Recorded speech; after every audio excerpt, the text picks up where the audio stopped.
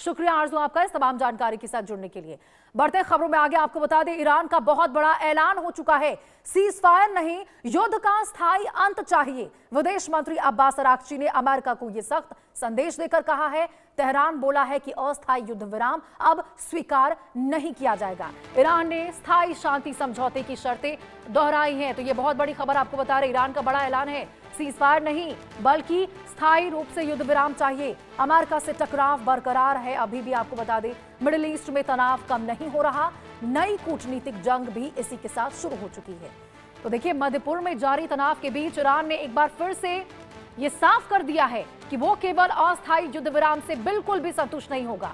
Iran के विदेश मंत्री अब्बास अराक्ची ने कहा है कि अब समय केवल सीज फायर का नहीं बल्कि युद्ध को हमेशा के लिए खत्म करने का है। उनका बयान ऐसे वक्त आया है जब अमेरिका और ईरान के बीच में संघर्ष को रोकने और क्षेत्र में शांति स्थापित करने को लेकर बातचीत की संभावनाओं पर चर्चा चल रही है। अराक्ची ने देखिए संकेत दिया है कि तेहरान किसी ऐसे समझौते को स्वीकार नहीं करेगा जिसमें केवल कुछ समय के लिए यानी कि क्षण भर के लिए हथियार शांत हो, बल्कि वो ऐसा समाधान चाहता है जो भविष्य में संघर्ष की संभावना को पूरी तरह से समाप्त कर दे। ईरान लगातार आपको बता दे ये भी कह रहा है कि किसी भी समझौते के लिए अमेरिका को अपने पुराने वादों और प्रतिबद्धताओं का पालन करना होगा।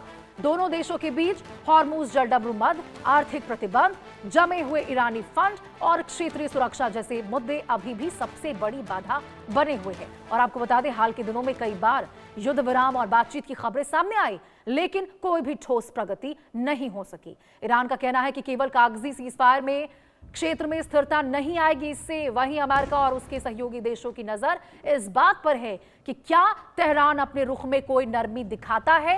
यह बहुत बड़ा सवाल अभी देखने को मिल रहा है। और वहीं देखिए, defence expert colonel TP Tyagi ji हमारे साथ ज्यादा जानकारी देने के लिए फोन लाइन पर जुड़ चुके हैं। कर्नल टीपी त्यागी जी, बहुत बहुत स्वागत है आपका इंडिया न्यूज पर। धन्यवाद। टीपी त्यागी जी, ये तो कहीं ना कहीं अमेरिकी राष्ट्रपति डोनाल्ड ट्रंप जो कह रहे थे कि ईरान हमसे बातचीत करना चाहता है, ये क्या वो दावे को हवा दे रहा है? क्योंकि वाकई यहाँ पे अब ईरान की ओर से कहा गया है कि अस्थायी नहीं, स्थायी समाधान हमको चाहिए, बातचीत तभी होगी। जी हाँ जी हाँ, बार बार डोनाल्ड ट्रंप ये कहते हैं कि ईरान हमसे बात करना चाहता है और ईरान पर्दे के पीछे तो हमसे बात करता है, लेकिन बाहर आके वो बोलता है कि मैंने कोई बात नहीं की या मेरा कोई इरादा बात करने का नहीं है। असलियत तो ये है कि बैकडोर डिस्कशन लगातार जारी है। पाकिस्तान की तरफ से भी जो भी मीडिएटर्स हैं, कतर हो या पाकिस्तान हो, ये सब बैकडोर में काम कर रहे हैं, क्योंकि अब इससे ज्यादा युद्ध ना तो ईरान झेल सकता है और अमेरिका झेल तो सकता है, लेकिन अमेरिका अपनी इंटरनल पॉलिटिक्स की वजह से आगे खींचना नहीं चाहता। तो दोनों चाहते हैं कि कोई ना कोई सॉल्यूशन निकले, लेकिन मामला अटका हुआ है। जो पहले रेजाइन चेंज के ऊपर था, उसके बाद में यूरेनियम एनरिच्ड यूरेनियम के कब्जे के ऊपर था, और अब आ गया है स्ट्रेट ऑफ हॉर्मुज पर, जो मुद्दा था ही नहीं, जो पहले था। और अब to add insult to the injury, strait of Hormuz के अलावा अब बाबर मंडेब भी सामने आ गया है। और अगर स्ट्रेट ऑफ हॉर्मुज और बाबर मंडेब ये दोनों रोक दिए जाते हैं तो it will be like a economic atom bomb for the entire world, for the entire globe.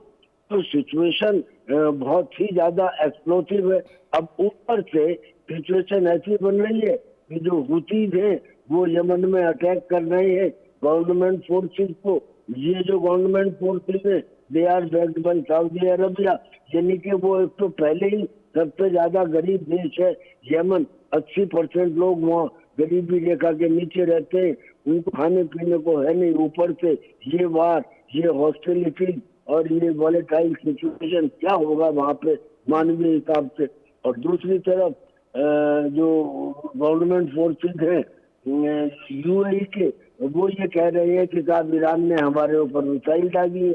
Iran कह रहा है कि- बिल्कुल कर्नल टीपी त्यागी जी, और अब तो देखिए देखने वाली बात ये होगी कि ईरान यहाँ पर कहीं ना कहीं आगे बढ़कर ये कह रहा है कि स्थायी समझौता करो, मतलब कहीं ना कहीं उसको समझ में आ गया है कि बहुत ज्यादा अब हो रहा है। अब देखना होगा कि डोनाल्ड ट्रंप की ओर से क्या रुख अपनाया जाता है। बहुत बहुत शुक्रिया कर्नल टीपी त्यागी जी आपका विशेष बातचीत में जुड़ने के लिए। चलिए, और इसी के साथ खबरों का सिलसिला लगातार जारी है। फिलहाल रुकते एक छोटे से ब्रेक के लिए। हींग देना वो वाली